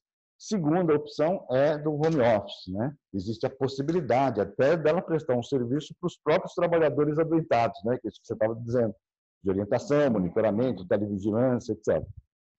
Mas, enfim, às vezes acaba sobrando aquela situação em que não é possível fazer nada disso. Não dá para trabalhar lá no serviço, não dá para fazer home office, enfim, aí existe uma medida provisória que garante, né, o afastamento sem prejuízo, né? De até 14 dias, 15 dias, etc., os casos suspeitos, mas não tem nada muito claro com relação aos casos que extrapolem esses 14 e 15 dias. Então, esse é um ponto que precisa ser bem discutido, porque em algumas empresas, o que tem acontecido é a suspensão temporária do contrato de trabalho. O que é um prejuízo para o trabalhador. O que é um prejuízo para o trabalhador, né? Então, que é uma situação inerente à sua vontade, né? Ninguém tem culpa de ter mais de 60 anos, não. Ninguém tem uma certa culpa de ter algumas comorbidades por conta de um desleixo pessoal, mas assim, não é hora de fazer o julgamento, a gente tem que fazer o acolhimento, e não é por isso que tem que ser punido, né? Porque a pandemia não é ligado diretamente àquela pessoa. Então, assim, o que eu entendo é que este momento é um momento de aprendizado, de até uma reorganização do serviço de possibilidades. Porque todos os serviços dessa pandemia já está acontecendo há algum tempo, né, significativo, e tem gente que está começando a pensar nisso agora. Então, assim, a gente está atrasado. Quem está pensando nisso agora tem que correr, porque está atrasado, porque tem que fazer todo esse critério de classificação de todos os seus funcionários, de todas as possibilidades. A possibilidade é que todo mundo tivesse uma certa proteção. Aqueles que são os encorajados, que a Carolina falou, que estão super dispostos, Isso independe do risco. Apesar de você estar disposto, não significa que você não está em risco. Com certeza. Você não ter comorbidades não significa que ao ter contato com o vírus, você vai ter um desfecho positivo, né? Existem pessoas sem comorbidades que estão tendo óbito. Então, o que a gente precisa? Proteger essas pessoas o mais que a gente conseguir com planejamento. Então, assim, como o Dr. Marcelo falou, fazer um isolamento dessa pessoa no próprio serviço é possível? Deve ser possível. Deslocar de um serviço para fazer outra coisa que realmente faça com que essa pessoa também se sinta importante. Porque tudo isso que a gente está falando, da história da depressão, de toda a falta de acolhimento dentro do trabalho, do reconhecimento, né? Que muitos médicos e enfermeiros não querem aplauso, querem reconhecimento. Isso é uma verdade. E, assim, a pessoa que está afastada por algum motivo, ela está se sentindo um pouco fora da história. Então, assim, é valorizar aquele trabalho que essa pessoa vai ser deslocada para fazer, para que ela se sinta acolhida também pelo serviço. Não desprezada, né? A gente já tem muito problema para a gente conseguir arrumar mais problema dentro do trabalho. Então, assim, o meu ponto de vista é o que a gente precisa é cada serviço se organizar, estudar os seus profissionais de saúde, né? Eu acho que promover rodas de conversa dentro do trabalho, né? Como a Carolina falou, quando você se identifica com a posição, com o posicionamento que o outro também está com o mesmo tipo de sofrimento, você acaba se fortalecendo com isso. E você vê que não é só você que está sendo prejudicado por uma situação mundial. Então, assim, eu acredito que a reorganização do trabalho, né, Dr. Marcelo? Você conseguir fazer um planejamento dentro da sua própria equipe, né, uns mais solidários, outros mais prejudicados, então, para que todos tenham a voz para conversar nesse momento. Porque é um momento inesperado por todos. Nunca ninguém pensou em passar por isso. Há anos atrás, eu fiz até uma especialização sobre pandemias, mas, assim, era uma coisa tão utópica, estudávamos cenários, e hoje os cenários estão aqui. Naquele tempo, a gente mostrava como um jogo de xadrez, o que faríamos, como seriam os bloqueios, tudo muito bonitinho na teoria. No entanto, agora é real. E as pessoas têm que se organizar para que as coisas aconteçam com menos sofrimento. Toda essa pandemia está gerando sofrimento a todos, né? Aos que estão acometidos diretamente, aos que estão atendendo os acometidos, aos que não têm nada a ver com ninguém, que também estão presos em casa, estão se sentindo oprimidos por essa falta de possibilidade de trânsito, as crianças, os pais, os profissionais, todos estão acometidos, né? Infelizmente, a pandemia é democrática. Está pegando todo mundo. Eu queria só com relação à trabalhadora gestante e lactante, né? Não é um problema só com relação à pandemia de Covid, né? O Covid veio ajudar um pouco a gente, porque essa situação da trabalhadora gestante e lactante nasceu de uma legislação muito reduzida, gerou problemas, foi mexida e cada vez que mexeram pioraram a situação. Então, talvez agora, com o Covid, a gente tenha essa oportunidade.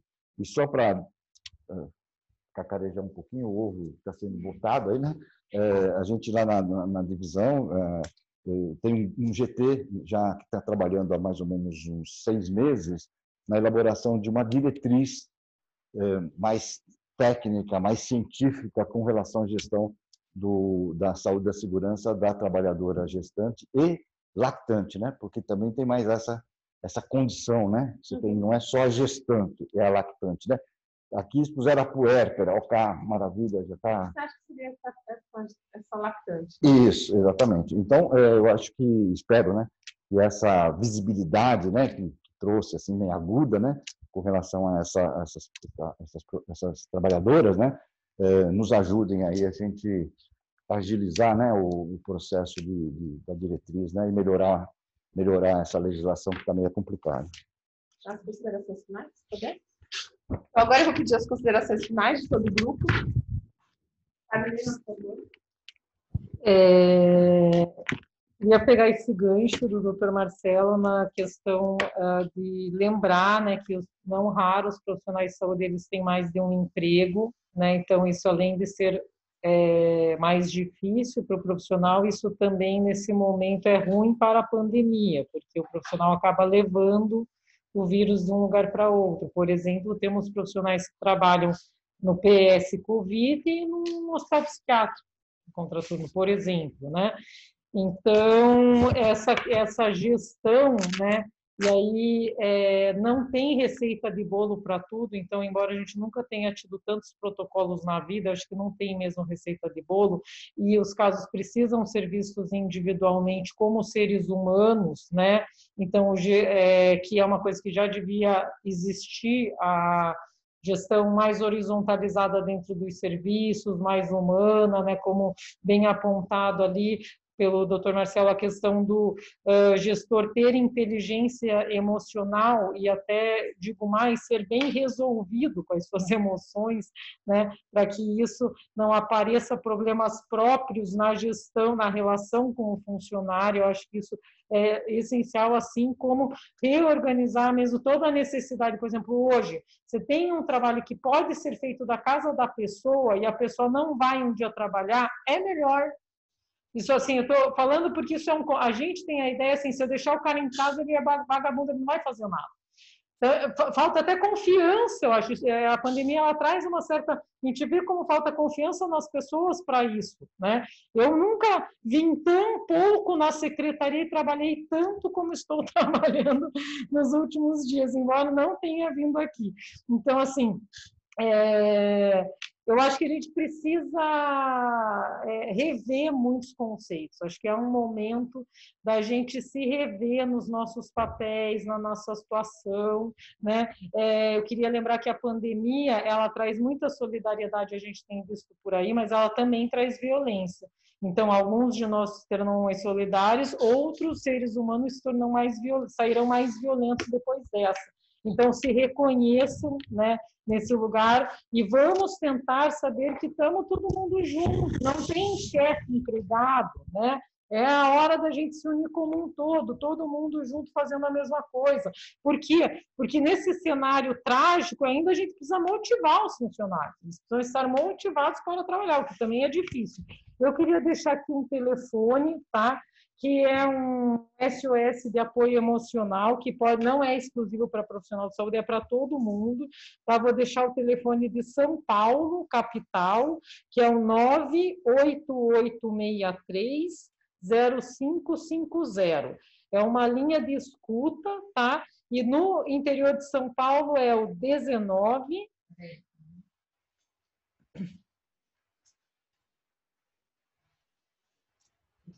991170990, tá? Isso também é para os profissionais de saúde. Quem está fazendo essa iniciativa é a Rede Entre Laços, tá? E aí, só explicando por que a gente aqui em São Paulo não pensou em centralizar os atendimentos pela Secretaria de Saúde no 0800, porque houve esse questionamento. Porque a gente tem atualmente uma rede no estado ampla, com 530 serviços de CAPS, a gente acredita na rede SUS como ela é montada, a gente acha que esse é o momento da gente fortalecer essa rede, dela aparecer o quanto ela trabalha, aparecer o quanto ela é capaz, aparecer como ela pode ajudar as pessoas. Então, a iniciativa da Secretaria de Saúde foi apoiar os serviços, qualificar, capacitar, monitorar, ajudar a organizar desde processos de trabalho até atendimentos técnicos. E, então, por isso, os atendimentos eles estão mesmo nos CAPs regionalizados, até para ter para todo mundo, né? E a gente entende que a gente está no maior estado de São Paulo, 45 milhões de pessoas, é difícil você pensar que você vai centralizar todos os atendimentos, né? Só enfermeiros no Brasil a gente tem 2 milhões, né? Então é difícil pensar que a gente vai conseguir centralizar isso. Muito obrigada. Obrigada, Carolina. Simone, por favor. Então, acho que nesse gancho que a Carolina coloca, né, de fortalecer o Sistema Único de Saúde, que eu acho que isso ficou muito claro nesse período da pandemia, né, da importância da gente ter um sistema público, organizado, universal, e da gente fortalecer esse sistema que é tão importante para dar conta de vários problemas de saúde, e nesse momento da pandemia se faz necessário. E, além disso, que eu gostaria de destacar é a importância que a gente tem visto do profissional, do trabalhador da saúde e de todos os trabalhadores de serviços essenciais, e de como é importante a gente discutir a melhoria das condições de trabalho. Então, eu estou falando isso, eu já falo há muito tempo, porque eu sou da área de saúde do trabalhador. É com isso que a gente trabalha e trabalha no sentido de implementação da política de saúde do trabalhador. Mas eu acho que isso ficou muito claro para a sociedade, para os gestores, né, e dos gestores de políticas públicas de uma maneira geral, mas de gestores de unidades e da direção dos próprios serviços, de que se a gente não mantém essa força de trabalho, a gente vai ter dois problemas, né? Então, além do adoecimento dos próprios trabalhadores, a gente tem, como foi falado aqui em vários momentos, esses trabalhadores, eles vão desfalcar o atendimento e eles também podem ser um fator de aumentar aí na propagação do vírus, né? Um vetor desse vírus. Então, eu acho que essa discussão, e é uma discussão que está na mídia, está na população, e que é importante, assim, do quanto que que sociedade que a gente vai ter daqui para frente, quando passar essa pandemia. Eu acho que ela tem mostrado várias coisas para a gente como sociedade. Do ponto de vista de saúde do trabalhador, é isso que eu gostaria, assim, de que a gente tenha um olhar mais responsável em relação às medidas, à proteção da saúde das pessoas no trabalho. Né? O trabalho, o Marcelo começa falando isso, o trabalho não é neutro. Ele pode produzir saúde, porque a gente precisa ter o trabalho, todo mundo precisa ter o trabalho até para a sua própria sobrevivência, mas da maneira como ele é organizado, como ele é executado, ele vai produzir doença. Né? Eu acho que isso tem mostrado para a gente muito claro nesse contexto da pandemia, com aqueles que estão diretamente relacionados com o atendimento da pessoa doente, mas também de todos os serviços essenciais que precisam estar também na linha de frente, os trabalhadores da limpeza e outros tantos trabalhadores no transporte, e, enfim, uma infinidade de trabalhadores que estão aí ainda em atividade. Então, é isso que eu gostaria, acho que a discussão aqui foi muito importante, eu acho. Então, não temos mais perguntas. Gostaria de agradecer a presença de todos. A gente teve uma abrangência estadual significativa. Toda essa discussão vai estar publicada na página da Secretaria da Saúde, www.saude.sp.gov.br, no item violências, na parte do cidadão, onde a gente tem lá um ícone webconferências. Então, vão estar pela data e pelo assunto. E nós publicaremos assim que for reeditada e for transmitido para a gente. Uma boa tarde para todos e muito obrigada pela audiência e pela paciência. Um abraço.